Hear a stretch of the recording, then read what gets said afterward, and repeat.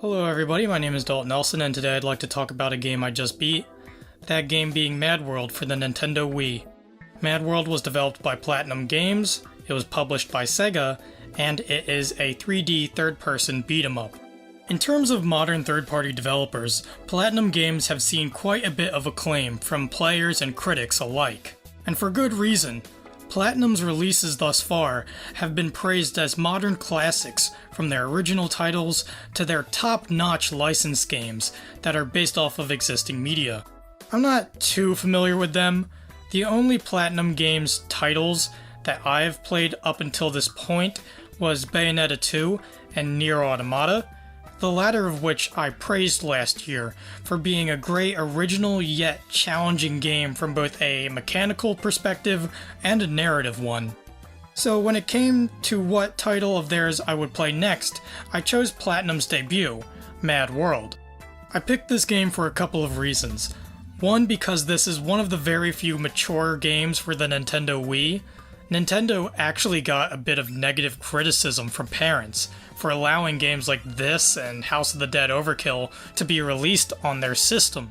Two, because any screen capture will show right away that MadWorld is a game that has this amazing looking graphic novel style that's somewhat like manga or the movie Sin City.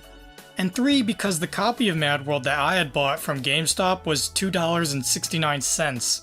Frankly, not picking up a game of this magnitude at this price would have been a really dumb decision on my part. And so now that I've sat down and played this game all the way through, I think it's good. MadWorld is a 3D third-person beat-em-up. As such, you play as Jack, this gritty killer with a private personality and a chainsaw on his arm. As Jack, you can move around, jump, and execute a simple 1-2 hit combo. But players can also hold a button to use Jack's arm chainsaw. Swinging the Wii remote vertically or horizontally whilst the chainsaw is in use will have Jack swinging the chainsaw in that direction, slicing up any flesh-based lifeform in front of him as if they were butter. Jack can also dodge roll backward with the flick of the nunchuck, but probably his most important move here in his arsenal is his grapple. The grapple can grab enemies, which allow for a number of options, from throwing them in a certain direction to thrusting them into a spiked wall or a trash can. The reason why this grapple is so important is because every stage within MadWorld relies on a point system. Certain weapons, events, and stage bosses will become available to you as you rack up your points.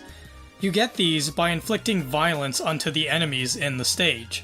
However, to get the largest amount of points, you have to start chaining these acts of violence together. In fact, combining certain acts together is the whole crux of the gameplay here. A common example on how you would chain violent acts together is if you picked up a tire, shoved it onto a thug, rip a road sign post out of the ground, shove it into the same thug's head, then finally grappled that thug and throw him into a wall of spikes, which would then award you big points. The advent of combining these violent acts together is really fun, and figuring out a combination could have the player feeling really clever and creative while rocketing through these stages' points milestones. Every stage also is structured the same way, with a few exceptions here and there. Once you begin, you go around killing enemies in creative ways.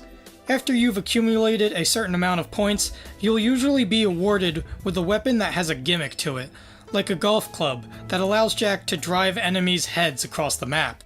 The next differing milestone opens up a minigame of sorts, where you're given a set amount of time to do things like hit enemies into a giant dartboard, or throwing as many enemies as possible under a crusher. After that will normally be another weapon or a support item like health or an extra life, and then your final milestone will be opening up that stage's boss fight. Where MadWorld can differ in this is levels where they only contain the boss, or gimmick levels where Jack drives around on a motorcycle, killing enemies and vehicles. Throughout the game, there will be plenty of things that will give MadWorld a great sense of personality. One of these is the game's soundtrack. Most tracks are this rap-rock fusion of high-octane beats with rappers that are normally using lyrics referencing the events taking place in the game. Another thing that gives MadWorld a sense of identity is the amount of set pieces this game has, and these can come in many forms. One form can be the minigames spoken about earlier, which include giant dartboards, golfing challenges, juicing challenges, and even a challenge where the goal is to send enemies flying into these spikes using shaken up champagne bottles. Another form of set piece can be the stages themselves. MadWorld doesn't start too well in my opinion. The flows of the beginning stages are slow, and the city setting is kind of drab, but the rest of the game takes place in these seemingly disconnected locations, like an Asian-themed town, a horror-themed world, a casino, and a world based off of Area 51. The bosses in the game are also a sight to behold. A lot of what Platinum does can be compared to the legendary development company Treasure, and in MadWorld here, Platinum has as much of an affinity to boss fights and designs as Treasure does. Now, MadWorld does have a story, and it's kind of weak. It's where the game starts to fall apart for me. The majority of the tone within MadWorld is comedic and silly, but this game's story takes itself seriously. There is a massive and abrupt gap in the tones Platinum is trying to go for here, where one moment you could be fighting aliens, and then the next moment Jack is philosophizing on what humanity's nature is and how killing each other fits into that. The main antagonists aren't memorable in the slightest, the story beats can be predictable and cliché, and the dialogue can be poorly written. But if there is one thing that I can praise MadWorld's story on, it's its characterization of Jack. Jack as a character is actually pretty well thought out most of the time, with his actions and thoughts making a lot of sense given what he's been through and what he's going through at a given time. However, that's where my positive criticisms for MadWorld end, because now I have to talk about the game's sense of humor. A couple of times it can be funny, but for the most part, the humor within MadWorld comes off as being too edgy, or too immature, to almost outright disrespectful to certain groups of people. Especially towards women. Every woman in the game is sexualized in some way. Even the game's most straight-laced and serious female character, Amala, has her blouse open enough to see the beginning of her breasts. But by far the worst display of this is with one of the few female bosses in the game, Elise. This character is wearing almost nothing but leather straps, and the fight with her features shots where her breasts are either shoved into the camera or are the focal point of the shot. The fight ends with Jack bending her over his knee and spanking her until he spanks her so hard she flies out of a window. This is a really disgusting display here that I don't enjoy at all. Other instances of the awful humor include crude jokes about genitalia, weird acts of violence, and a large amount of cursing with no real filter on what words they use and the frequency they use them in. MadWorld is the type of game where if you have guests watching you play, you should ask them if they feel comfortable with this content first. Otherwise, play this in solitude. Other than the humor, MadWorld is another one of those games where the audio landscape here is quite busy. If you don't like a large amount of noise, this might not be the game for you. The worst contributor to this is the announcers who commentate on the game as you play it. These guys just come across as annoying. I don't know who thought this was a good idea. MadWorld is also a game that relies heavily on motion from the Wii Remote and Nunchuck, so make sure you have a good pair of controllers to use here, and that your sensor bar is also working. There would also be stages in the game that would drag out way too long, especially Frank's stage, which has the best boss fight in the game, but has the worst stage to offer here.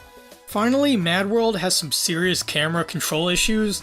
The camera is really close to Jack and his shoulders, so you already don't have a good field of view to work with, but the camera system is one where it will try to correct itself often by trying to stay behind Jack at all times. There is a lock-on feature here, but it isn't that helpful. The lock-on is mapped to the same button as the camera reset button, leading to more awkward and frustrating camera moments. In conclusion, I think overall I generally enjoyed MadWorld. I feel more positive about it than negative. I'm going to give it a final score of a 6 out of 10. So, while I would generally recommend this game, I would also say that what won't age as well here is the crude humor and awkward moments pertaining to the camera. Whether you can stomach some of MadWorld's humor, will be telling as to whether this game will appeal to you or not. That concludes my review of MadWorld for the Nintendo Wii. If you like my reviews, you can like, comment, or subscribe.